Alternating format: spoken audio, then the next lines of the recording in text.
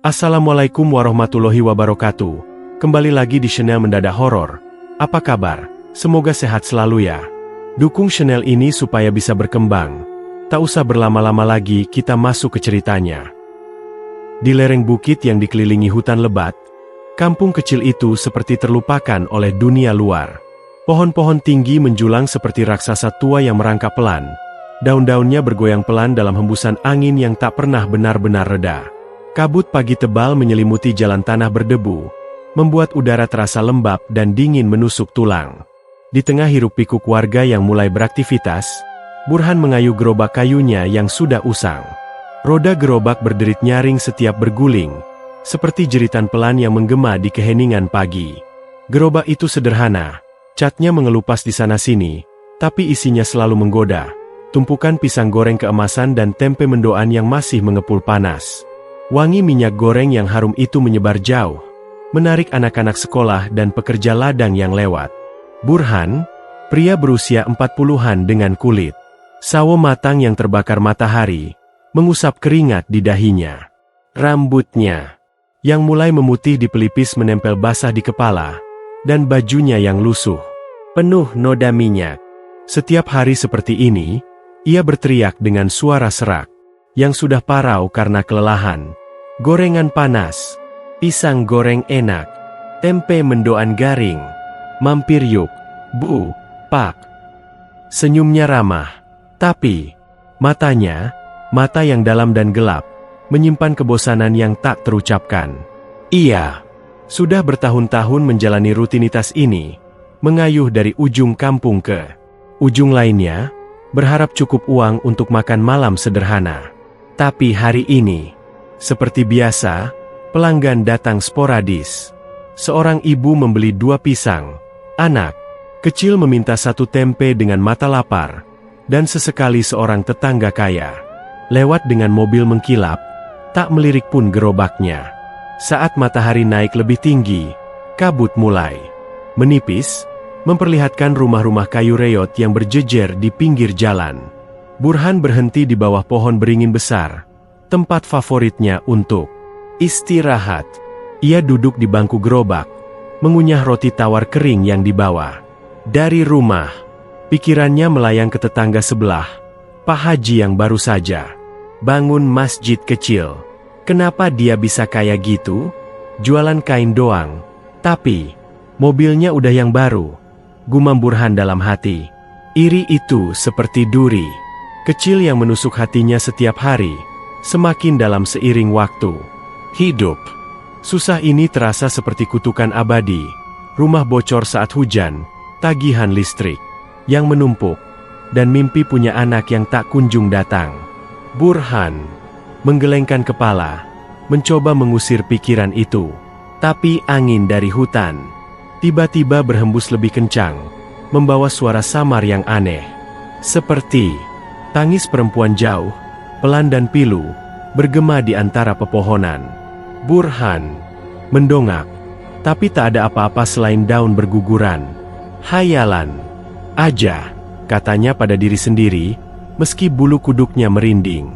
Siang berganti sore, dan Burhan terus mengayuh. Jalan berdebu itu terasa lebih panjang hari ini, seolah hutan di sekitarnya semakin merapat, menelan cahaya matahari. Pelanggan terakhir adalah seorang anak kecil yang membayar dengan recehan kotor. Makasih ya, Om. Burhan, kata bocah itu sambil tersenyum. Burhan mengangguk, tapi senyumnya dipaksakan. Ia mengemasi sisa gorengan yang dingin, memasukkan uang recehan ke saku celana yang sudah bolong. Hari ini untungnya pas-pasan, cukup untuk nasi dan sayur kangkung, tapi tak lebih. Saat gerobaknya mendekati rumah, hutan di belakang kampung tampak lebih gelap, seperti mulut hitam yang menganga, siap menelan siapa saja yang mendekat. Burhan mempercepat ayunan kayu. Gerobaknya merasa ada yang mengawasi dari balik pepohonan. Bayangan panjang, pohon bergoyang pelan, seolah tangan-tangan kurus menggapai-gapai ke arahnya. Ia geleng-geleng kepala lagi. Capek kali, pikiran aneh-aneh. Rumah Burhan kecil dan reot, berdinding. anyaman bambu yang sudah lapuk, atap sengnya berkarat, dan setiap hujan deras, air menetes seperti air mata dari langit. Saat ia tiba, Rina sudah menunggu di teras depan.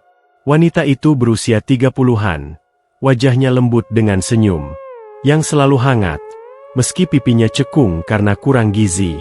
Rambutnya diikat, sederhana, dan tangannya penuh bekas luka kecil dari menggoreng.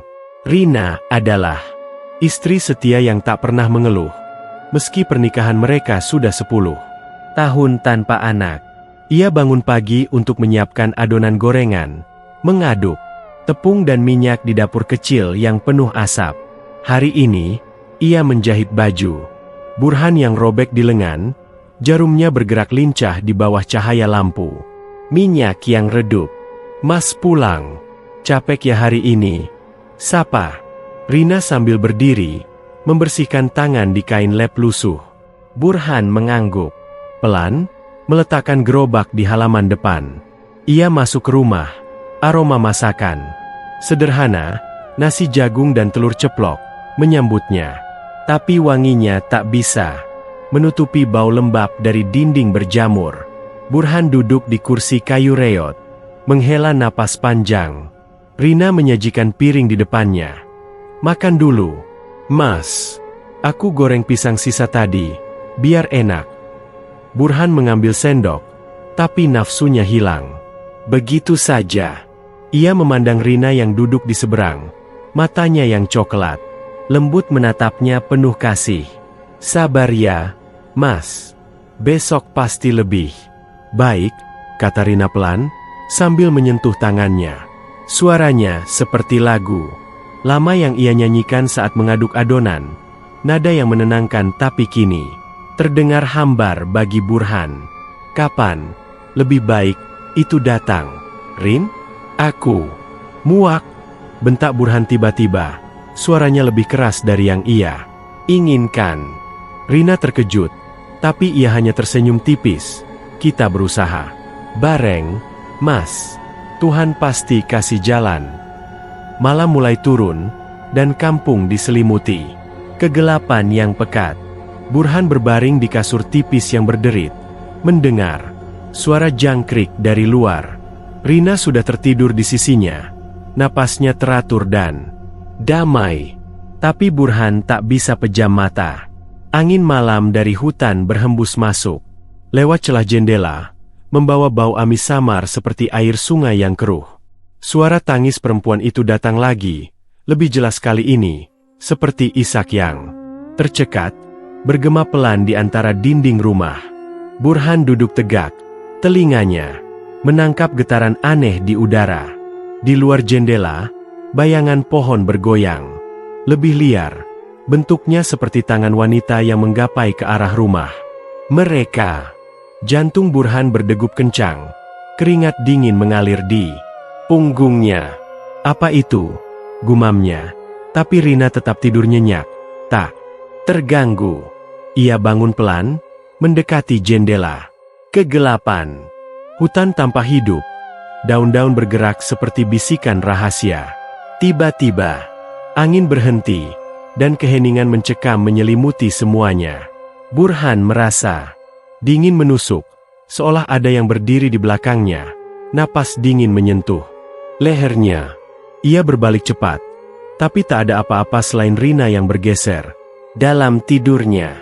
Hayalan semata, katanya lagi, tapi suaranya gemetar. Akhirnya, ia kembali berbaring, mata terpejam dengan susah payah. Dalam tidurnya yang gelisah, mimpi datang, seperti kabut tebal. Burhan melihat dirinya berdiri di tumpukan uang kertas, yang tinggi menjulang, emas berkilauan di sekitarnya. Tapi saat ia meraihnya, uang itu berubah basah, darah merah pekat mengalir deras dari genggamannya, membasahi tanah. Di tengah tumpukan itu, wajah samar muncul, mata kosong yang menatapnya dengan tuduhan. Burhan terbangun berkeringat, napas tersengal. Malam masih panjang, dan hutan di luar rumah seolah tertawa pelan atas mimpi buruknya. Pagi itu, Kabut tebal masih menyelimuti kampung seperti selimut putih yang lembab dan menyesakan. Burhan bangun dengan kepala berat. Mimpi malam sebelumnya tentang uang berdarah masih menghantui pikirannya seperti bayangan yang tak mau pergi. Ia melirik Rina yang sudah sibuk di dapur kecil, mengaduk adonan gorengan dengan tangan yang lincah meski wajahnya tampak lebih pucat dari biasanya. "Sakit perut lagi, Rin?" tanya Burhan setengah hati, sambil mengenakan baju lusuhnya. Rina menggeleng sambil tersenyum tipis. "Biasa aja, Mas. Udah siap adonannya, tinggal goreng nanti." Burhan mengangguk acuh. Hatinya sudah dipenuhi kebosanan yang semakin menggerogoti. Hari-hari berlalu seperti roda gerobaknya yang berputar tanpa tujuan, dan ia mulai merasa Rina hanya bagian dari rutinitas yang melelahkan itu. Saat mengayuh gerobak ke jalan berdebu, kabut belum sepenuhnya hilang, membuat udara terasa lebih dingin dan lembab. Pohon-pohon di pinggir hutan seolah merapat lebih dekat. Ranting-rantingnya seperti jari-jari kurus yang siap meraih. Pelanggan pertama datang, seorang petani tua yang membeli 3 pisang goreng. "Hari ini gorengannya enak sekali, Bur," katanya sambil mengunyah. Burhan tersenyum paksa, tapi mata petani itu tiba-tiba menyipit. Kamu dengar gak soal Mbok Sari? Dulu miskin kayak kita, sekarang rumahnya gede banget. Katanya pesugihan. Loh, ritual dukun di hutan sana." Kata-kata itu seperti angin dingin yang menyusup ke telinga Burhan. Pesugihan, ia pernah dengar istilah itu dari cerita lama, tapi kini terdengar begitu nyata. "Beneran, Pak? Tumbalnya apa?"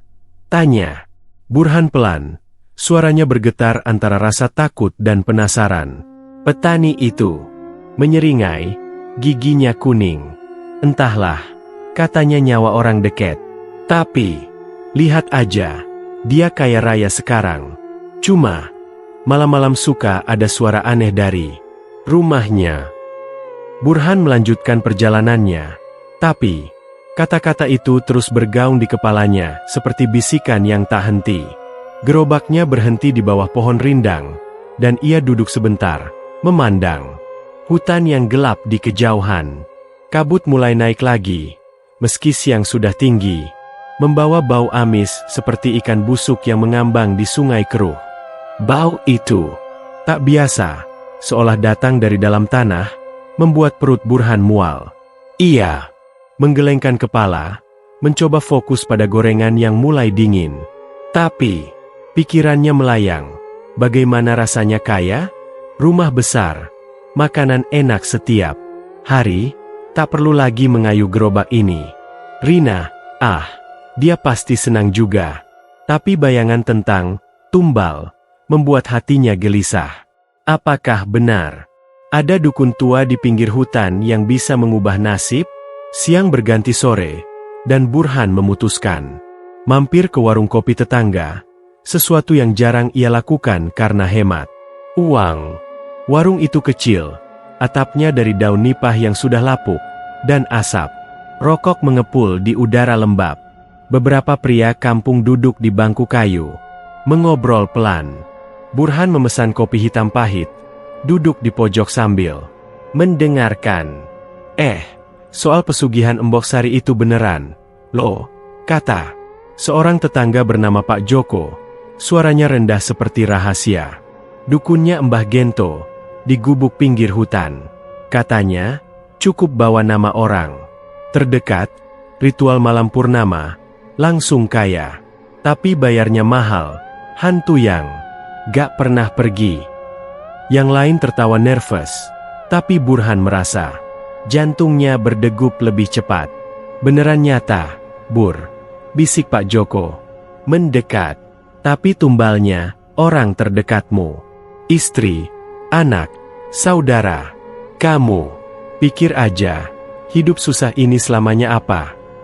Burhan meneguk kopinya cepat. Rasanya pahit, seperti racun yang menyusup ke pikirannya. Ia membayangkan Rina di rumah, masih setia menunggu dengan masakan sederhana. Tapi kenapa harus susah terus karena dia? Pikiran itu muncul tiba-tiba, seperti bisikan dari kabut di luar warung. Saat ia keluar, matahari sudah condong ke barat, dan kabut malam mulai turun. Lebih awal, menyelimuti jalan seperti asap putih yang hidup. Burhan mengayuh.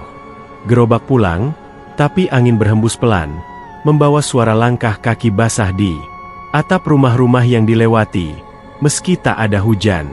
Suara itu seperti seseorang berjalan pelan di atas genteng, tep-tep-tep, basah dan licin. Burhan mendongak, tapi atap-atap kosong. Hanya kabut yang semakin tebal, membuat bayangan pohon tampak seperti sosok-sosok tinggi yang mengawasi. Sampai di rumah, Rina sudah menyiapkan makan malam, nasi putih dengan sambal teri yang murah. "Mas, aku masak. Kesukaanmu nih," katanya sambil tersenyum, meski tangannya memegang perut yang sakit. Burhan duduk tanpa banyak kata. Pikirannya masih di warung kopi. Iya, makan cepat. Tapi tiba-tiba amplop tagihan listrik jatuh dari meja. Jumlahnya lebih besar dari biasa, cukup untuk membuatnya marah. "Ini lagi tagihan. Gila ini. Kita mau makan apa besok kalau begini terus?" bentak Burhan, melempar sendoknya. Rina terkejut. Matanya berkaca-kaca. "Maaf, Mas. Kita hemat aja. Aku bisa jahit baju tetangga lagi." Burhan bangun, memelototi Rina dengan mata gelap. "Hemat? Selamanya hemat? Aku capek. Rin, kamu gak ngerti apa?" Ia keluar ke teras, meninggalkan Rina sendirian di meja makan. Malam semakin gelap, dan kabut menutupi seluruh kampung seperti tirai tebal yang tak bisa ditembus. Burhan duduk di teras, merokok pelan sambil memandang hutan. Bau amis itu datang lagi, lebih kuat, seperti darah ikan yang membusuk di sungai. Dari balik jendela gelap rumah, ia merasa ada yang mengawasi. Mata tak terlihat yang menatapnya dengan dingin. Suara langkah kaki basah kini terdengar di atap rumah mereka sendiri. Tep-tep-tep, seperti seseorang berjalan bolak-balik di atas. Burhan berdiri, jantungnya berdegup kencang. "Siapa di atas?" gumamnya, tapi suara itu berhenti tiba-tiba, diganti hembusan angin yang membawa bisikan samar. "Tumbal, terdekatmu." Burhan menggeleng, meyakinkan diri itu angin semata. Saat ia masuk kembali, Rina sudah tidur di kasur, wajahnya damai meski pucat. Burhan memandangnya lama, pikirannya bergumam pelan. Kenapa harus susah terus karena dia? Kalau saja pesugihan itu nyata. Ia merebahkan diri, tapi tidurnya gelisah. Dalam kegelapan, kabut menyusup lewat celah pintu, membawa dingin yang menusuk tulang. Tiba-tiba, suara langkah basah itu kembali. Kali ini seperti turun dari atap dan mendekat ke jendela. Burhan membuka mata, melihat bayangan samar di luar, bentuk seperti perempuan dengan rambut panjang yang bergoyang pelan. Hatinya berdegup lebih kencang, tapi saat ia bangun dan mendekat, bayangan itu lenyap, meninggalkan hanya kabut yang berputar-putar. Pagi berikutnya, saat Burhan memeriksa gerobaknya, tangannya menyentuh saku celana. Ada sesuatu di sana, daun kering yang aneh, berbentuk seperti wajah perempuan dengan mata kosong dan mulut terbuka seolah menjerit. Daun itu basah, meski malam tak hujan, dan baunya amis, seperti sungai busuk. Tangan Burhan gemetar saat memegangnya, seolah daun itu hidup dan berbisik rahasia gelap yang tak bisa ia abaikan lagi. Malam itu, kabut tebal menyelimuti kampung seperti napas dingin dari makhluk tak kasat mata. Burhan berdiri di teras rumah reyotnya, memandang hutan gelap yang membentang di belakang. Daun kering berbentuk wajah perempuan yang ia temukan pagi tadi masih tergenggam di tangannya, basah dan amis seperti daging busuk. Pikirannya bergolak, bisikan dari warung kopi tentang pesugihan tak mau hilang, seperti duri yang menusuk semakin dalam. Kalau benar, aku bisa kaya. Tak perlu lagi susah seperti ini, gumamnya pelan, suaranya hampir tertelan angin malam. Rina sudah tidur di dalam, napasnya teratur, tak tahu bahwa suaminya sedang berdiri di ambang kegelapan. Burhan menghela napas panjang, memasukkan daun itu ke saku, dan melangkah keluar. Ia memutuskan, malam ini juga ia akan mendatangi Mbah Gento, dukun tua yang disebut-sebut di cerita gosip. Jalan setapak menuju hutan sempit dan berliku. Tanahnya lembek karena embun malam. Burhan berjalan pelan, senter kecil di tangannya memancarkan cahaya kuning redup yang hanya menerangi beberapa langkah. Ke depan, pohon-pohon tinggi menjulang seperti raksasa yang membungkuk. Ranting-rantingnya bergoyang pelan seolah hidup, menggapai-gapai ke arahnya. Angin berhembus dingin, membawa aroma lembab campur amis, seperti mayat yang baru digali dari tanah basah. Burhan merasa bulu kuduknya berdiri. Ia ingat cerita lama tentang hutan ini, tempat roh-roh pengembara mencari mangsa. Tapi ia maju terus. Langkahnya semakin cepat saat mendengar suara samar dari balik pepohonan, tangis bayi yang pelan dan pilu, seperti anak kecil yang tersesat dan kelaparan. "Siapa itu?" gumam Burhan. Suaranya gemetar. Ia berhenti. Sebentar, menyinari sekitar, tapi hanya daun berguguran yang terlihat. Tangis itu semakin dekat, seolah bayi itu merangkak di belakangnya. Tapi saat ia berbalik, keheningan mencekam kembali datang. Semakin dalam ia masuk, hutan semakin gelap. Cahaya bulan tersaring oleh kanopi daun tebal, membuat bayangan hitam menari-nari di tanah. Burhan merasa diikuti. Suara langkah kaki samar terdengar. Di belakang, seperti kaki telanjang yang basah menginjak dedaunan. Ia mempercepat langkah. Napasnya tersengal, tapi aroma mayat membusuk semakin kuat, menyusup ke hidungnya seperti asap beracun. "Ini cuma hayalan," katanya pada diri sendiri, tapi hatinya tahu ini bukan. Akhirnya, di ujung setapak, gubuk kecil Mbah Gento muncul, bangunan reot dari kayu lapuk, atapnya dari daun kering yang bergoyang pelan.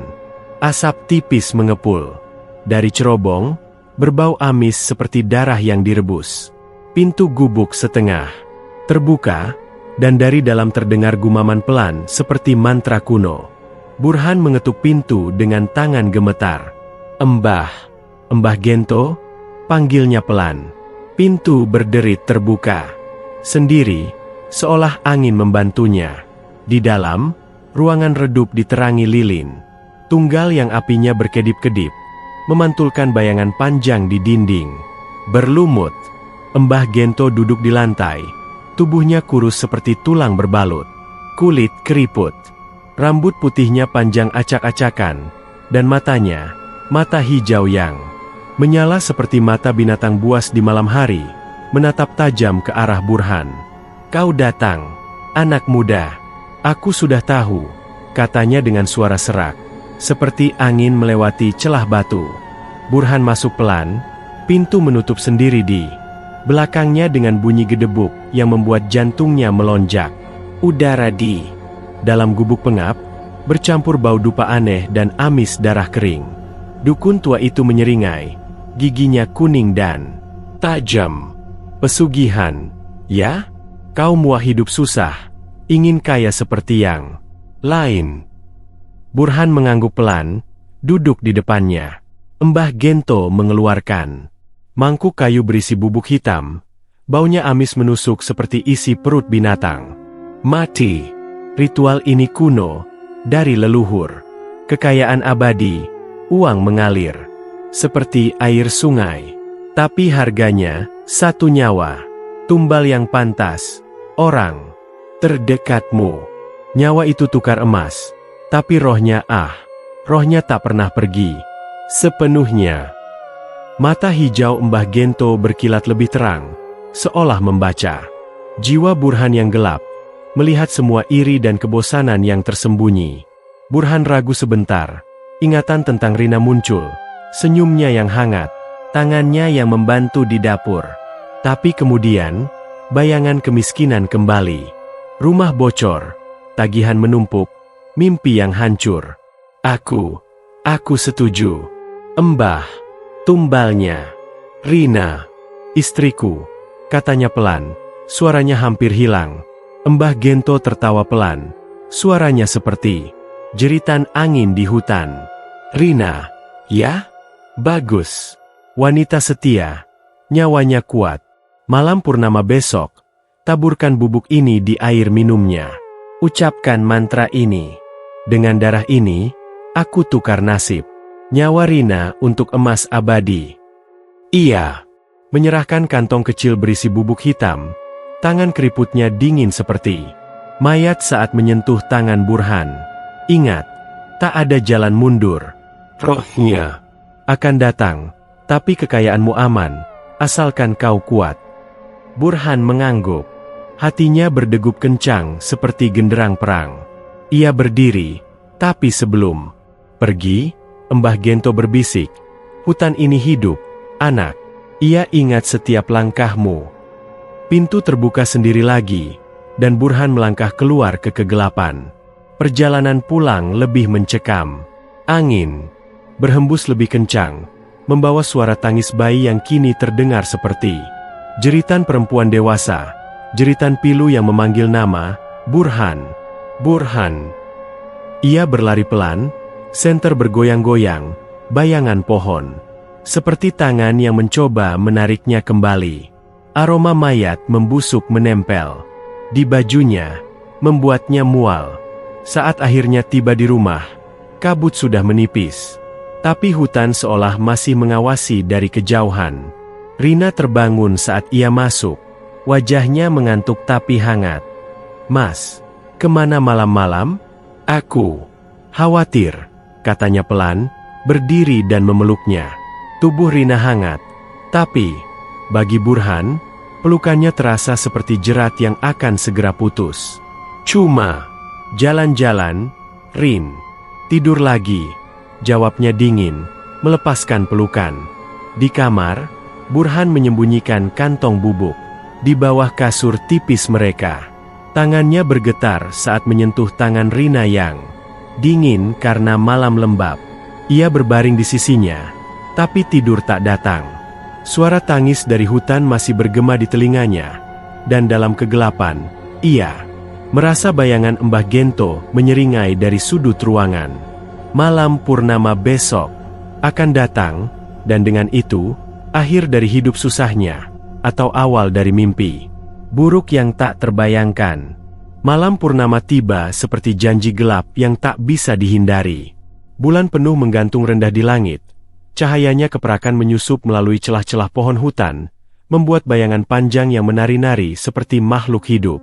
Kampung kecil itu tenggelam dalam keheningan mencekam. Hanya sesekali terdengar lolongan anjing liar dari kejauhan, seolah mereka merasakan kegelapan yang akan datang. Di rumah reot Burhan, udara terasa lebih berat, lembab dan dingin menusuk tulang. Rina sibuk di dapur kecil, tangannya yang halus menggoreng pisang dan tempe di wajan panas. Minyaknya berderit pelan seperti bisikan rahasia.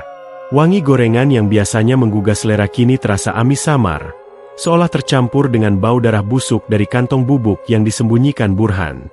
Burhan berdiri di ambang pintu dapur, memandang istrinya dengan mata gelap yang penuh perhitungan. Kantong bubuk hitam itu terasa berat di sakunya. Baunya menyusup keluar seperti napas makhluk gaib. Rin, air minumnya mana? Haus nih, katanya pelan. Suaranya dibuat biasa meski hatinya berdegup kencang seperti genderang perang. Rina tersenyum tanpa curiga, menyeka keringat di dahinya dengan lengan baju lusuh. Di meja, Mas, aku ambilkannya. Ia berbalik, menuang air dari teko tanah liat ke gelas kaca retak, lalu menyerahkannya. Burhan mengangguk, tapi saat Rina kembali menggoreng, ia dengan cepat menuangkan bubuk hitam ke dalam gelas. Bubuk itu larut cepat, membuat air keruh sebentar sebelum kembali jernih, tapi uapnya membawa aroma amis yang lebih kuat, seperti darah segar yang tumpah di tanah basah. Rina minum air itu setelah selesai menggoreng, haus karena asap dapur yang panas. Ia meneguk pelan, lalu tiba-tiba batuk. Kecil, Mas, airnya aneh rasanya amis gitu, katanya sambil mengerutkan dahi. Burhan pura-pura sibuk mengemasi gorengan. Mungkin teko kotor, Rin. Istirahat aja. Tapi dalam hati, ia tahu ritual sudah dimulai. Rina kembali ke meja, tapi tiba-tiba tubuhnya gemetar. Matanya melebar. Tangannya memegang tenggorokan seperti dicekik tangan tak kasat mata. Darah hitam pekat mulai menetes dari bibirnya, mengalir seperti tinta busuk yang menodai bajunya. "Kenapa, Mas?" bisiknya pelan, suaranya tercekat. Mata coklat lembutnya menatap Burhan dengan tuduhan bisu yang menusuk jiwa. Tubuhnya ambruk ke lantai dengan bunyi gedebuk lembek. Kulitnya mendingin cepat, seperti lilin yang meleleh di bawah panas neraka. Darah hitam itu menyebar di lantai kayu, membentuk pola aneh seperti wajah yang menyeringai mengerikan. Burhan panik, tapi bukan karena sedih, hanya takut ketahuan. Ia berlutut di samping Rina, memeriksa napasnya yang sudah berhenti. Jantungnya diam seperti batu. "Rin, Rin," teriaknya. Pura-pura, suaranya dibuat pilu sambil membuka pintu rumah dan berlari ke tetangga. "Tolong, Rina sakit mendadak. Bantu bawa ke rumah sakit." Beberapa tetangga datang berlarian, wajah mereka penuh khawatir di bawah cahaya bulan. Mereka angkat tubuh Rina yang sudah kaku, memasukkannya ke gerobak kayu. Sederhana.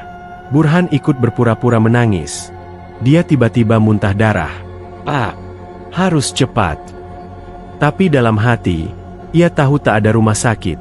Hanya hutan gelap di belakang kampung yang akan menjadi kubur rahasia. Malam semakin larut, angin menderu seperti jeritan perempuan yang tersiksa, membawa daun-daun berguguran seperti air mata. Kering. Burhan membawa tubuh Rina sendirian ke pinggir hutan, setelah tetangga pulang dengan janji palsu bahwa ia akan membawa ke kota. Cahaya bulan menyinari wajah Rina yang pucat pasi, matanya terpejam tapi seolah masih menatap. Burhan menggali lubang dengan cangkul tua, tanahnya lembek dan hitam, baunya amis. Seperti sungai busuk yang penuh mayat. Setiap cangkulan, ia mendengar suara samar dari balik pohon, bisikan pelan seperti suara Rina. "Jangan tinggalkan aku, Mas, sakit." Burhan tutup telinga, tapi bisikan itu semakin jelas, bergema di angin seperti eko dari neraka. Tanah yang ia gali terasa hidup, getaran pelan seperti denyut nadi di bawah kakinya. Seolah hutan menolak mayat yang dikutuk ini. Akhirnya, lubang cukup dalam. Burhan angkat tubuh Rina, dingin dan kaku seperti boneka kayu, dan melemparkannya ke dalam. Dengan kasar, "Maaf, Rin. Ini demi kita, demi aku," gumamnya. Suaranya gemetar. Saat ia mulai menimbun tanah, angin berhembus lebih kencang, membawa suara jeritan samar dari dalam lubang, seperti Rina bangun dan menggapai-gapai. Tangan Burhan bergetar, tanah menempel di kulitnya seperti darah kering yang tak mau hilang. Bulan penuh menyaksikan semuanya. Cahayanya membuat bayangan pohon seperti tangan-tangan mayat yang bangkit dari tanah. Burhan selesai mengubur, menutupi kubur dengan daun kering, tapi getaran aneh di tanah tak berhenti. Seperti tangan di bawah sana yang meronta-ronta pelan, mencoba keluar. Pulang ke rumah, Burhan membersihkan darah hitam di lantai, tapi nodanya tak hilang sepenuhnya, meninggalkan bayang gelap. Seperti wajah Rina yang tersenyum mengerikan. Kampung berduka pagi harinya. Tetangga datang bertakziah, mengira Rina meninggal di rumah sakit. Turut berduka, Bur. Rina orang baik, pasti masuk surga, kata Pak Joko sambil menepuk bahu Burhan. Burhan pura-pura menangis, tapi matanya kering, hatinya dipenuhi antisipasi. Siang itu, saat ia keluar dengan gerobak gorengan, pelanggan datang berbondong-bondong tanpa alasan jelas. Uang recehan mengalir deras seperti hujan deras, tumpukannya lebih banyak dari biasa. "Hari ini laris banget, Bur," kata seorang pembeli, tapi Burhan hanya tersenyum tipis, merasakan getaran samar di tanah kuburan yang jauh. tanda pesugihan. Bekerja, tapi juga awal dari kegelapan yang merayap. Malam berikutnya, saat Burhan berbaring sendirian di kasur, angin menderu lagi, membawa suara isak pelan dari arah hutan. "Kenapa, Mas?" bisik suara itu, seperti Rina yang memanggil. "Dari kubur." Burhan tutup mata, tapi mimpi datang. Ia melihat tangan pucat muncul dari tanah, jari-jarinya menggapai ke arahnya, kulitnya meleleh seperti lilin. Ia terbangun berkeringat, tapi uang di sakunya terasa hangat. Hadiah pertama dari ritual terkutuk itu. Pagi setelah penguburan Rina, sinar matahari menyusup melalui celah jendela rumah reot Burhan, tapi cahayanya terasa dingin dan tak menyentuh hatinya. Ia bangun dengan tubuh lemas, tapi saat membuka mata, tumpukan uang recehan dari hari sebelumnya tampak lebih berkilau di meja samping kasur. Gerobak gorengannya laris manis kemarin. Pelanggan datang seperti sungai yang meluap tanpa henti. Burhan menghitung uang itu dengan tangan gemetar. Jumlahnya cukup untuk membeli beras sebulan penuh, bahkan lebih. Ini beneran, gumamnya pelan. Suaranya campur antara kegembiraan dan ketakutan. Tapi saat ia menyentuh uang kertas itu, rasanya lengket seperti darah kering yang menempel di jari, meski tak ada noda terlihat. Ia menggosok tangan ke celana, tapi sensasi itu tak hilang, seolah harta itu sudah tercemar oleh ritual malam purnama. Hari-hari berikutnya, kekayaan mengalir deras, seperti air bah yang tak terbendung. Gerobak Burhan tak lagi sepi. Orang-orang dari kampung tetangga datang berbondong-bondong, membeli pisang goreng dan tempe mendoan seolah makanan itu punya sihir penarik. "Gorenganmu enak sekali sekarang, Bur. Ada rahasianya apa?" tanya seorang pelanggan sambil tersenyum lebar. Burhan hanya mengangguk, tapi dalam hati ia tahu, pesugihan. Bekerja. Uang menumpuk di saku, lalu di lemari, lalu di tas besar yang ia beli khusus.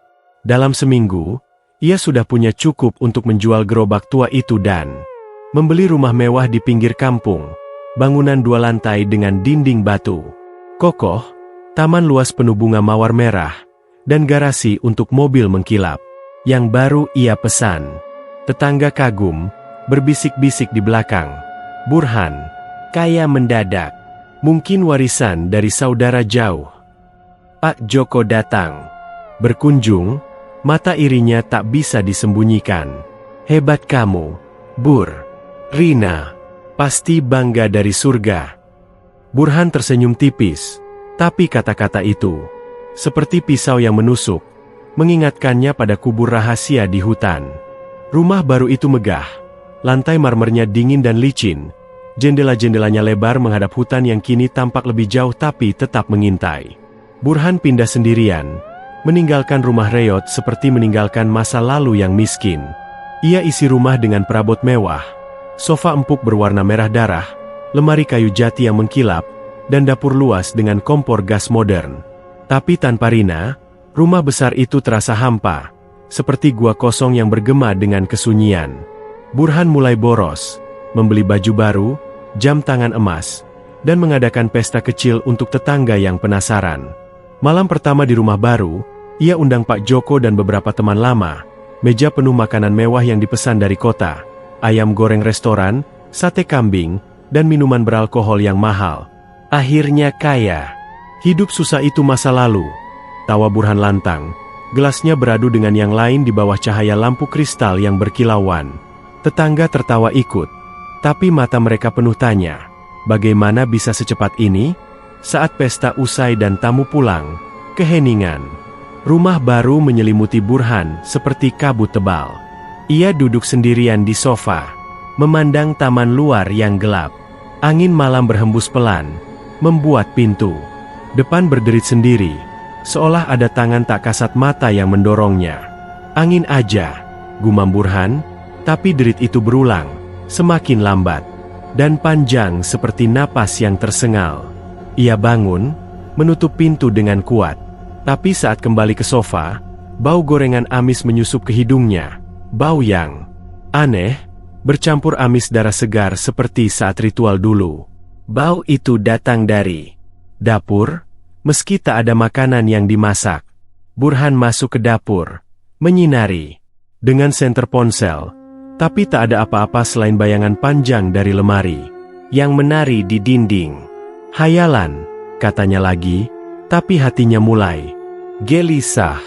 Malam demi malam, mimpi buruk ringan mulai datang seperti tamu tak diundang.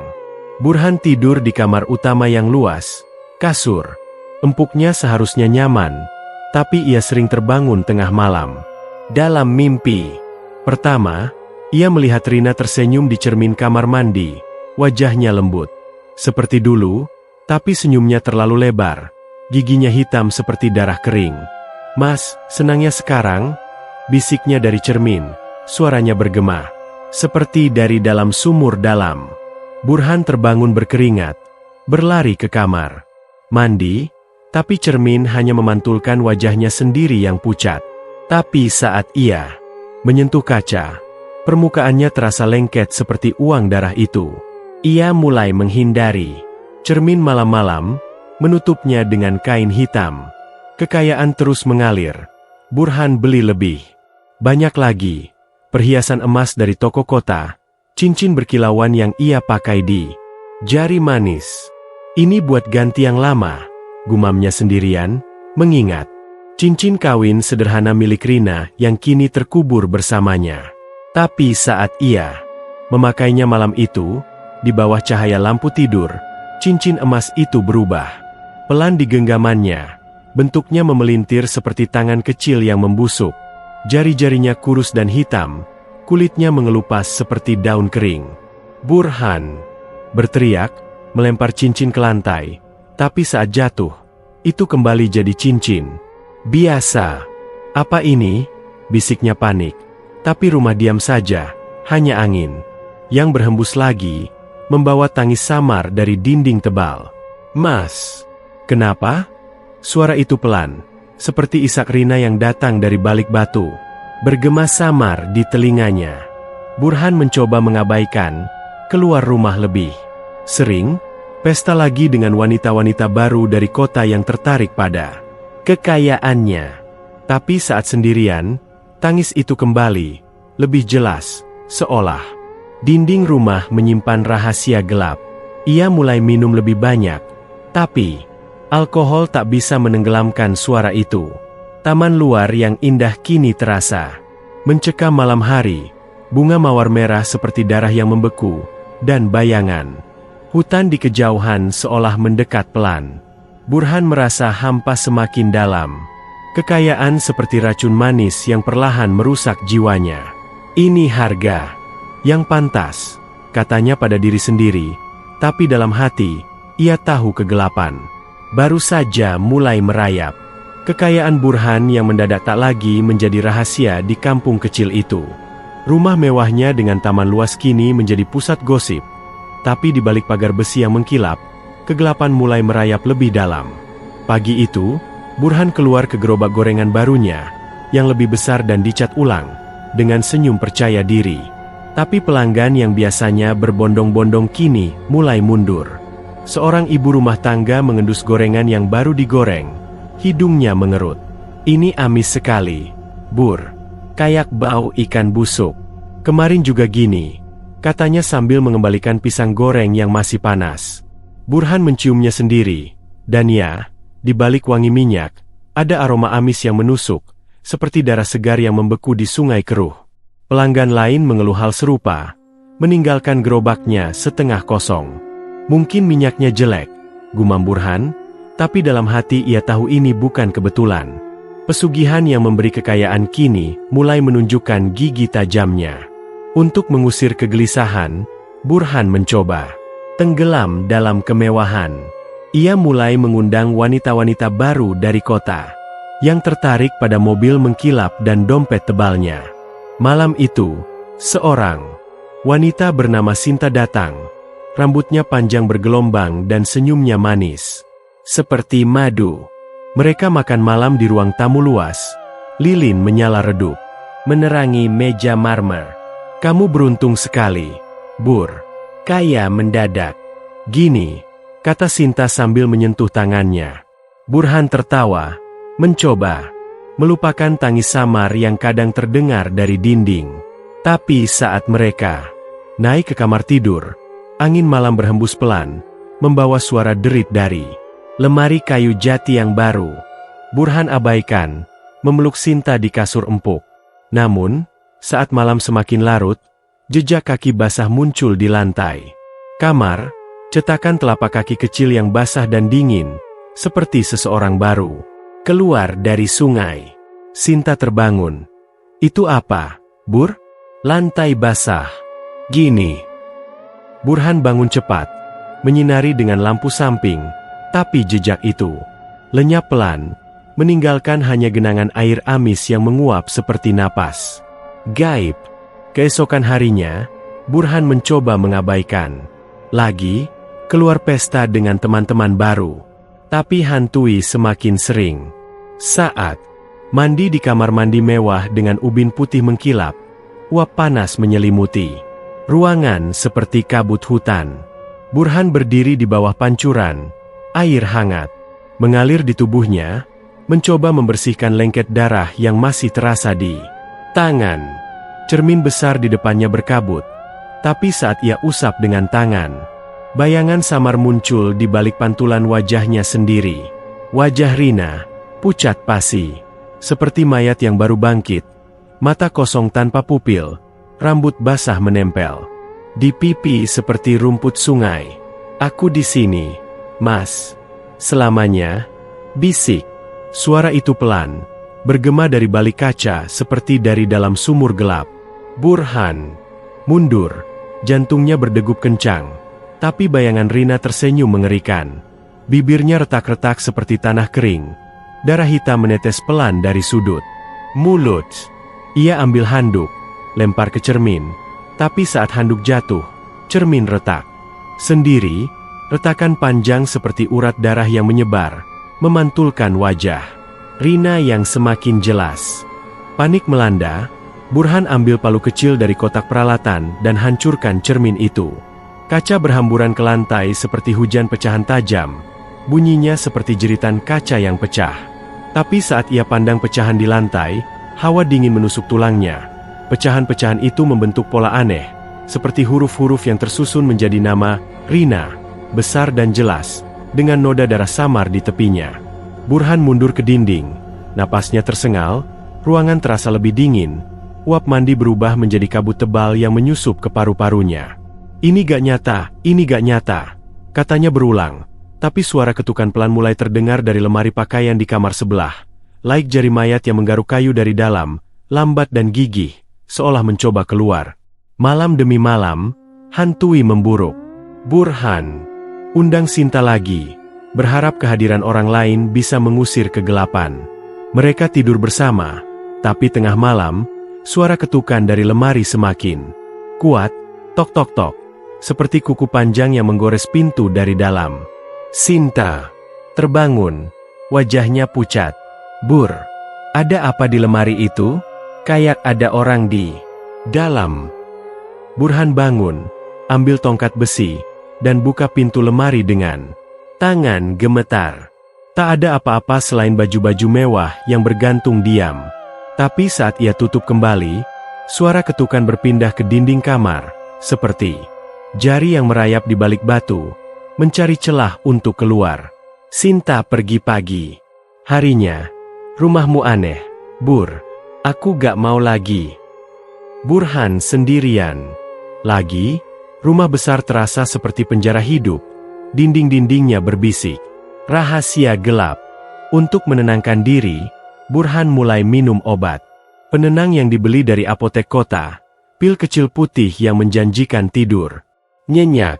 Ia telan 2 butir sebelum tidur, berbaring di kasur yang sekarang terasa dingin seperti tanah kubur. Tapi mimpi tetap datang, lebih hidup dari sebelumnya. Dalam mimpi itu, Burhan berdiri di pinggir hutan malam hari. Angin menderu membawa bau tanah basah. Tanah di depannya bergoyang pelan, seperti perut yang bernapas. Lalu tangan pucat muncul dari bawah, jari-jari kurus Rina yang membusuk, tanah hitam menempel di kuku panjangnya. Ia bangkit pelan, Tubuhnya basah dan berlumpur. Rambut panjangnya penuh akar dan cacing yang merayap. "Mas, aku bangun karena kamu," bisiknya. Suaranya seperti angin, melewati tenggorokan busuk. Burhan mundur, tapi Rina maju, tangannya menggapai. Kulitnya jatuh seperti daun kering, memperlihatkan tulang putih di bawahnya. Ia terbangun berteriak, tubuhnya basah keringat. Tapi di lantai kamar, jejak kaki basah muncul lagi, menuju ke tempat tidurnya, seolah Rina baru saja pergi. Hari-hari berlalu, bisnis gorengan semakin sepi, pelanggan mundur karena bau amis yang tak hilang. Burhan isolasi diri di rumah, pintu terkunci rapat, tapi hantui tak pernah berhenti. Cermin baru yang ia pasang mulai berkabut sendiri malam-malam. Bayangan Rina muncul lagi, tersenyum dari balik kaca. Suara ketukan dari lemari berubah menjadi goresan, pelan, seperti kuku yang haus darah. Burhan tahu, roh Rina semakin dekat, menunggu saat yang tepat untuk menyeretnya ke kegelapan yang sama. Obat penenang tak lagi cukup. Mimpi Rina bangkit menjadi mimpi buruk harian. Tanah di rambutnya seperti janji kutukan abadi. Hantui yang menimpa Burhan semakin memburuk, seperti luka yang menganga dan tak pernah sembuh. Rumah mewahnya yang dulu terasa seperti istana kini berubah menjadi labirin kegelapan, di mana setiap sudut menyimpan rahasia mengerikan.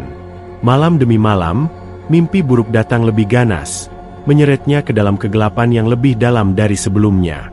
Dalam salah satu mimpi itu, Burhan merasa tubuhnya berat, seperti ditarik ke bawah oleh tangan-tangan tak kasat mata. Ia berdiri di pinggir kubur Rina di hutan. Tanah basah di bawah kakinya berdenyut pelan seperti jantung yang masih hidup. Angin menderu membawa bau tanah lembab campur amis darah busuk. Dan dari dalam lubang kubur, suara gemuruh terdengar, seperti tangan yang menggali dari bawah. Tiba-tiba, tangan pucat Rina muncul dari tanah. Hitam, jari-jarinya panjang dan kurus, kuku hitamnya penuh goresan dari ritual. Bubuk hitam itu, tubuhnya bangkit pelan, membusuk dengan luka menganga di perut dan leher. Dagingnya mengelupas seperti kulit pohon tua yang lapuk. Cairan hitam menetes dari luka-lukanya, membentuk genangan yang bergerak sendiri, seperti ular kecil. Rina menatap Burhan dengan mata kosong yang sekarang berisi api hitam, bibirnya retak-retak bergerak pelan. "Kau rela aku mati demi uang? Sekarang rasakan," bisiknya. Suaranya seperti angin melewati tulang, belulang, dingin dan menusuk jiwa. Ia maju pelan, tangannya menggapai ke arah Burhan, jari-jarinya menyentuh punggungnya seperti cakar tajam yang merobek kulit. Burhan berusaha lari, tapi kakinya terjebak di tanah yang berubah menjadi lumpur hidup, menariknya ke bawah. Rina tertawa pelan, suaranya bergema seperti jeritan dari neraka. Dan saat tangannya mencengkeram lebih kuat, Burhan terbangun di kasurnya, berkeringat deras, napas tersengal. Tapi saat ia bangun dan menyentuh punggungnya, darah segar menempel di tangannya, goresan panjang. Seperti cakar muncul di kulitnya, merah dan perih, seolah mimpi itu menyusup ke dunia nyata. Pagi harinya, luka itu masih ada, meski sudah dibalut kain. Burhan mencoba mengabaikan, keluar rumah untuk menjajakan gorengan seperti biasa, tapi kampung sudah berubah. Pelanggan yang tersisa kini datang dengan wajah pucat dan mata gelisah. Seorang tetangga tua, Bu RT, membeli tempe mendoan tapi tangannya gemetar. "Bur, aku mimpi buruk semalam." Lihat Rina bangkit dari kubur, tangannya menggapai-gapai cari suaminya. "Bau amisnya sampai ke hidungku di mimpi," katanya pelan, suaranya bergetar. Burhan tertawa paksa. "Mimpi doang, Bu. Jangan percaya." Tapi Bu RT bukan satu-satunya. Pak Joko datang siang itu, wajahnya lesu seperti tak tidur semalaman. "Aku juga mimpi Rina, Bur.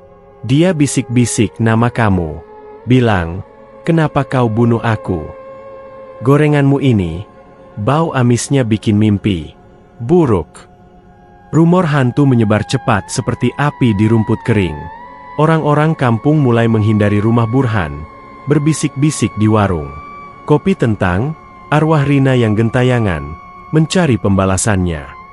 Bisnis gorengannya semakin sepi, gerobaknya kembali seperti dulu, hanya angin yang lewat, membawa bisikan samar seperti nama Rina. Burhan mulai isolasi diri, mengunci pintu rumah. Mewahnya rapat-rapat, tirai ditutup sepanjang hari agar cahaya matahari tak masuk. Ia tak lagi undang tamu atau wanita baru. Sendirian di rumah besar itu, ia merasa seperti tahanan dalam penjara yang hidup. Makanan mewah yang dulu dinikmati kini terasa hambar, dan obat penenang yang ia minum semakin banyak. Pil-pil putih yang ditelan dengan air keruh. Tapi suara tangis Rina kini terdengar jelas dari dinding rumah, bukan lagi samar seperti sebelumnya. Malam itu, saat Burhan duduk di ruang tamu gelap, dinding batu kokoh mulai berdenyut. Pelan, seperti jantung raksasa yang berdetak di balik bata, lambat dan berat, membuat lantai bergetar samar. Apa ini? Gumam Burhan, mendekatkan telinganya ke dinding. Detak itu semakin kuat, diikuti isak pelan Rina. "Mas, sakit, kenapa?" Suara itu bergema dari dalam batu, seperti terperangkap di sana, pilu dan haus pembalasan. Ia mundur, tapi saat tangannya menyentuh dinding, darah merembes pelan dari sambungan bata, cairan merah pekat yang hangat dan lengket, mengalir seperti air mata dari luka tak terlihat. Burhan tarik tangan cepat, tapi darah itu menempel di kulitnya. Baunya amis menusuk seperti mayat yang membusuk di sungai. Bau itu memenuhi seluruh rumah, menyusup ke setiap ruangan, membuat perut Burhan mual dan ia muntah di wastafel. Muntahan hitam seperti bubuk ritual dulu, bercampur darah segar. "Ini gak mungkin, ini gak nyata," katanya berulang, mencuci muka dengan air dingin, tapi cermin di atas wastafel mulai berkabut sendiri. Wajah Rina muncul lagi, kali ini lebih dekat, matanya menatap langsung ke matanya. Burhan pecahkan cermin itu juga, tapi pecahannya jatuh dengan suara seperti jeritan, dan darah dari dinding semakin mengalir, membentuk pola seperti tangan yang menggapai. Hari berganti malam, dan hantui tak memberi jeda. Burhan tidur di sofa ruang tamu, tak berani ke kamar atas yang terasa lebih dingin. Tapi dinding di sekitarnya terus berdenyut, detaknya seperti irama lagu lama yang dinyanyikan Rina dulu, sekarang berubah menjadi jeritan. Pelan, ia tutup telinga dengan bantal, tapi suara itu menyusup ke kepalanya, bergema seperti eko dari kubur. "Kau bunuh aku, demi uang, rasakan." Sekarang, bisik Rina dari dinding, suaranya semakin jelas, seolah ia merayap di balik batu, mencari celah untuk keluar. Burhan bangun berkali-kali, berjalan, mondar-mandir di rumah gelap, tapi setiap langkah, bau amis semakin kuat, membuatnya muntah lagi. Kali ini di lantai marmer yang dingin, muntahan itu bergerak pelan seperti memiliki nyawa sendiri, membentuk nama, Rina. Sebelum mengering, putus asa melanda seperti gelombang hitam.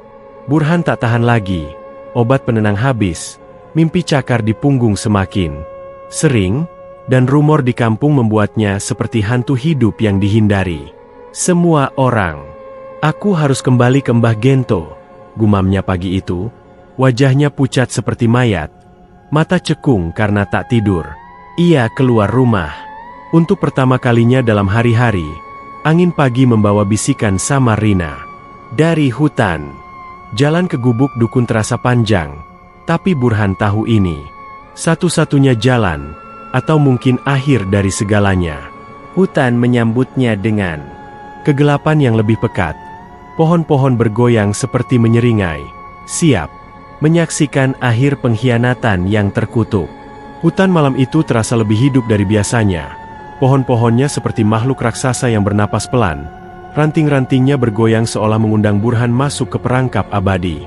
Dengan langkah gontai, Burhan menyusuri setapak sempit yang sama seperti malam pertamanya mendatangi Mbah Gento. Tubuhnya lemas setelah malam-malam tanpa tidur. Luka cakar di punggungnya masih perih, dan bau amis darah yang merembes dari dinding rumahnya masih menempel di hidungnya seperti kutukan yang tak bisa dicuci. Mbah harus bisa bantu, harus ada cara usir arwahnya. Gumamnya pelan, suaranya hilang ditelan angin dingin yang berhembus dari balik pepohonan.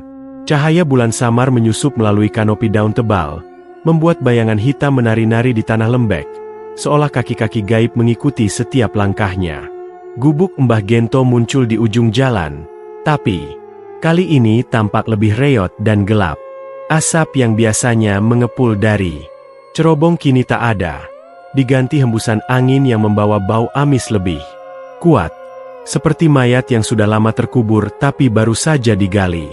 Pintu gubuk setengah terbuka, berderit pelan seperti jeritan samar saat angin menyentuhnya.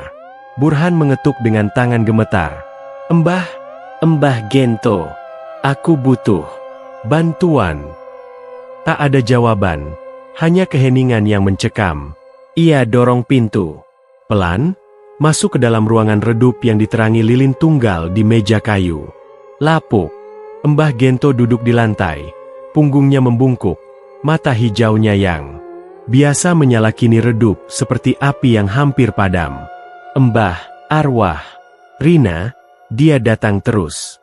Dinding rumah berdenyut, darah merembes. "Tolong, lakukan ritual penangkal," kata Burhan, suaranya memohon seperti anak kecil yang ketakutan. Dukun tua itu angkat kepala pelan, wajah keriputnya tampak lebih pucat. Urat-urat di lehernya berdenyut aneh. "Kau kembali terlambat, anak. Tumbalmu kuat, dia bangkit," bisik Mbah Gento, suaranya serak seperti angin melewati tenggorokan kering. Ia ambil mangkuk kayu berisi ramuan hitam, baunya amis menusuk seperti isi perut binatang mati yang dicampur darah. "Duduk, kita mulai ritual ini. Butuh darahmu untuk usir rohnya." Burhan patuh, duduk di depannya, hatinya berdegup kencang saat Mbah Gento menusuk jarinya dengan pisau kecil. Darah merah menetes ke mangkuk, bercampur dengan ramuan yang mendidih pelan meski tak ada api di bawahnya. Mantra kuno mulai dibacakan, suara Mbah Gento bergema, rendah seperti guntur jauh. "Dengan darah ini, usir roh yang haus. Kembalikan tumbal ke tanah abadi." Tapi saat ritual berlangsung, sesuatu berubah. Tubuh Mbah Gento mulai gemetar hebat. Matanya melebar seperti melihat sesosok di balik Burhan. Dia di sini. Tumbalmu bangkit. Dia datang untukmu." Racau Mbah Gento tiba-tiba, suaranya naik menjadi jeritan pilu. Burhan berbalik cepat, tapi tak ada apa-apa. Hanya kegelapan gubuk yang semakin pekat. Saat ia pandang kembali, Mbah Gento ambruk ke depan, tubuhnya kejang-kejang seperti dicekik tangan tak kasat mata. Darah hitam menetes dari mulutnya, baunya amis menyengat seluruh ruangan. Mata hijaunya yang terkenal itu berkilat terakhir kali, tapi bukan lagi mata dukun, kini mata itu milik Rina, coklat lembut tapi penuh dendam, menatap Burhan dengan tuduhan bisu. Mayat Mbah Gento bangkit sebentar. Tubuh keriputnya bergoyang pelan seperti boneka yang ditarik benang gaib. Tangannya menggapai ke arah Burhan. "Kenapa, Mas?" bisik suara Rina dari mulut Mbah Gento, dingin dan menusuk seperti hembusan dari kubur. Burhan berteriak, mundur ke dinding gubuk. Hatinya hampir copot. Mayat itu ambruk lagi. Kali ini benar-benar mati. Darah hitam menyebar di lantai seperti genangan hidup yang merayap ke arah kakinya. Ritual gagal sebelum selesai. Ramuan di mangkuk mendidih hebat, uapnya membentuk wajah Rina yang tersenyum mengerikan di udara sebelum lenyap. Burhan lari keluar gubuk. Angin malam menderu seperti tawa gaib. Pohon-pohon bergoyang liar seolah mencoba menahan langkahnya. Hutan terasa lebih sempit. Ranting menusuk kulitnya seperti cakar, dan suara langkah basah mengikuti dari belakang. Tep tep tep, seperti Rina yang bangkit dan mengejar dengan kaki membusuk. Sampai di rumah mewahnya, Burhan dorong pintu depan. Tapi pintu terkunci sendiri meski ia tak pernah menguncinya. "Buka! Buka!" jeritnya, memukul pintu dengan tangan berdarah dari luka tusuk. Tadi, akhirnya pintu terbuka pelan, seolah ada tangan di dalam yang membukanya. Ia masuk, mengunci rapat, tapi rumah terasa lebih dingin dari biasa. Napasnya membentuk uap putih di udara, seperti berada di dalam kubur es. Arwah Rina semakin kuat sekarang. Burhan merasa tubuhnya lumpuh sementara saat duduk di sofa, seperti ditarik ke bawah oleh tangan-tangan dari tanah. Kakinya berat, seolah akar-akar gaib menjalar dari lantai marmer, membelit pergelangan kakinya, dan menarik pelan ke bawah. "Tidak, jangan," gumamnya, berusaha bangun, tapi napas dingin menyentuh lehernya dari belakang, seperti Rina meniup. Pelan dari balik bahu, hembusannya amis seperti nafas mayat. Kekayaannya mulai lenyap seperti mimpi buruk yang memudar. Uang emas di lemari berubah menjadi daun kering yang rapuh, hancur saat disentuh. Baunya seperti tanah kubur yang basah. Mobil mengkilap di garasi mulai berkarat tiba-tiba. Catnya mengelupas seperti kulit membusuk, dan mesinnya mati total meski baru dibeli. Perhiasan emas di laci berubah menjadi batu hitam yang dingin. Permukaannya retak-retak seperti wajah Rina di mimpi. Burhan panik, meraih ponsel untuk memanggil bantuan, tapi layarnya berkedip-kedip, menampilkan wajah Rina yang pucat sebelum mati total. Ini akhirnya," bisiknya. Tubuhnya lumpuh lagi, ditarik lebih kuat ke bawah seolah tanah rumah membuka mulut untuk menelannya. Malam semakin larut, dan Burhan sembunyi di kamar tidur atas. Pintu dikunci, selimut ditarik sampai kepala. Tapi suara Rina datang lagi, kali ini dari radio mati di meja samping, lagu lama yang biasa. Dinyanyikan Rina saat mengaduk adonan gorengan, nada manis tapi sekarang berubah menjadi pelan dan pilu, seperti nyanyian dari kubur. "Kenapa kau lakukan ini padaku, Mas? Aku mencintaimu." Liriknya bergema samar dari speaker yang tak tersambung listrik. Suaranya semakin dekat seolah Rina bernyanyi tepat di telinganya. Burhan tutup telinga, tapi nyanyian itu menyusup ke kepalanya, bergema seperti eko abadi. Dinding kamar mulai berdenyut lagi. Darah merembes lebih deras, dan napas dingin di lehernya terasa seperti pelukan. Rina yang mati, dingin, lembab, dan haus pembalasan. Ritual gagal telah membuka gerbang neraka. Kutukan abadi Rina kini tak bisa dihentikan, siap menyeret Burhan ke kegelapan yang sama dengan pengkhianatannya. Malam terakhir itu datang seperti badai gelap yang tak terhindarkan, menyelimuti rumah mewah Burhan dengan kegelapan yang pekat dan tak bernapas. Setelah ritual gagal di gubuk Mbah Gento, Burhan pulang dengan tubuh lemas. Pikirannya retak seperti cermin yang pernah ia hancurkan. Uang emas yang berubah menjadi daun kering sekarang berserakan di lantai seperti sampah hutan yang busuk, dan mobil di garasi seperti mayat besi yang berkarat. Ia duduk di ruang tamu yang dingin, lampu kristal di atasnya berkedip-kedip seperti mata yang sekarat, memantulkan bayangan panjang yang tak seharusnya ada. Angin luar menderu pelan, tapi di dalam rumah, keheningan mencekam seperti sebelum gempa. Udara terasa berat, penuh dengan bau amis darah yang kini tak lagi samar, melainkan menyengat seperti berada di dalam perut binatang mati. Burhan mencoba berdiri, tapi tubuhnya lumpuh. Lagi, ditarik pelan ke bawah oleh kekuatan tak kasat mata, seolah tanah di bawah lantai marmer mulai membuka mulutnya yang lapar. "Cukup, cukup. Sudah," jeritnya ke kegelapan. Suaranya bergema kosong di dinding yang masih berdenyut seperti jantung raksasa.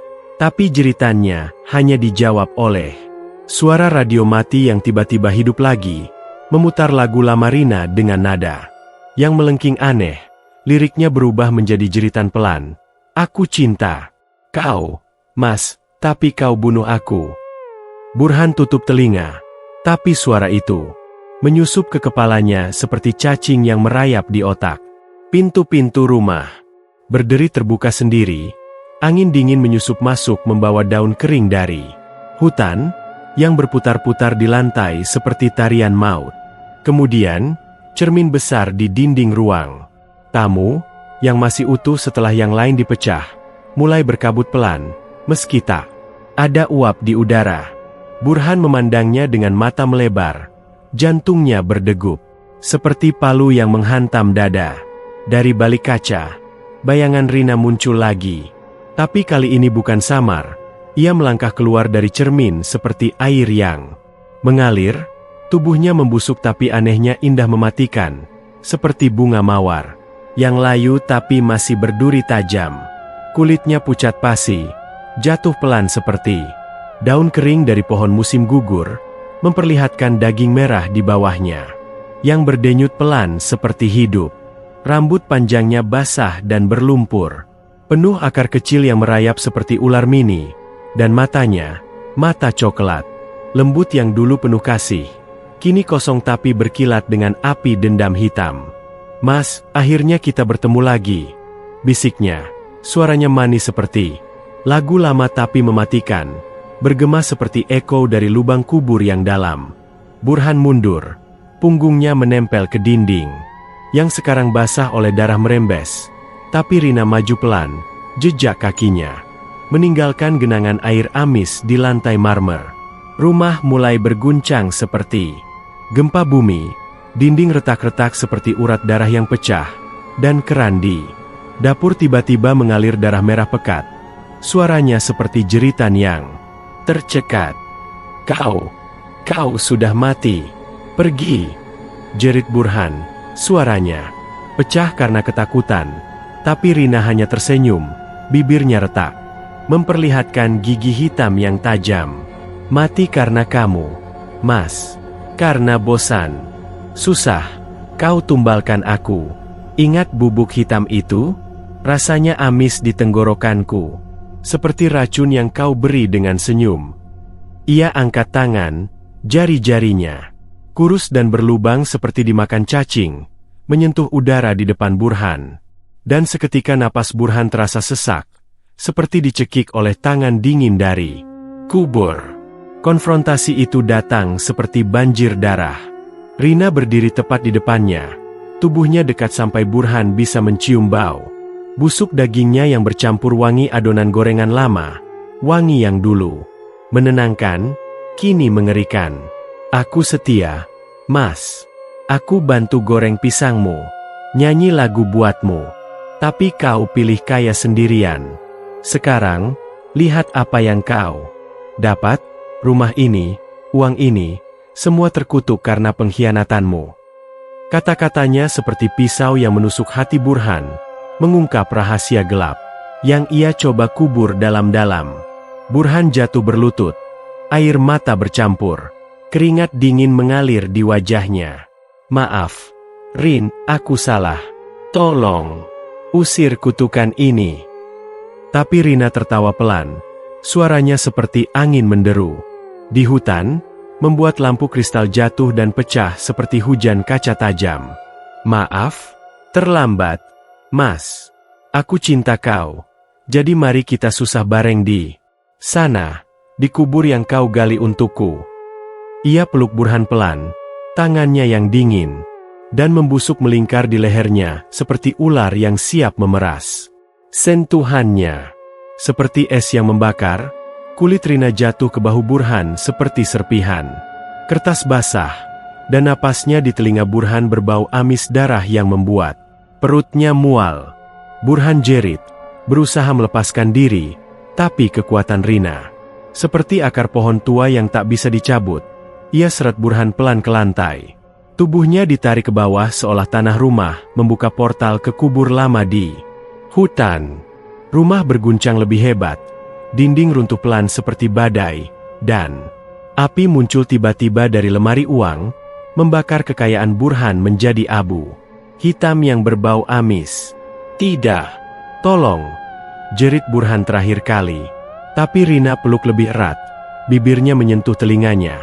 "Selamanya, bareng, Mas. Susah di neraka ini." Tubuh Burhan kejang-kejang, napasnya tercekat, dan kegelapan menelan semuanya seperti mulut kubur yang menutup. Pagi berikutnya, kampung kecil itu bangun dengan hembusan angin dingin yang tak biasa. membawa bau amis dari rumah Burhan yang kini kosong dan hancur. Tetangga datang berbondong-bondong setelah mendengar guncangan malam tadi, tapi rumah mewah itu seperti ditinggalkan bertahun-tahun. Dinding retak, perabot hangus, dan tak ada jejak Burhan. Hanya gerobak gorengan tua yang entah bagaimana muncul lagi di halaman. Isinya pisang goreng dan tempe mendoan yang berlumur darah segar. Baunya amis menusuk seperti mayat. Pak Joko mendekat. Tangannya gemetar saat menyentuh gerobak. Dan tiba-tiba bisikan samar terdengar dari dalam. "Gorengan panas, mampir yuk, Mas." Suara Rina yang manis tapi mematikan. Bergema pelan seperti angin dari kubur. Tetangga mundur ketakutan. Dan sejak saat itu, kampung dikutuk selamanya.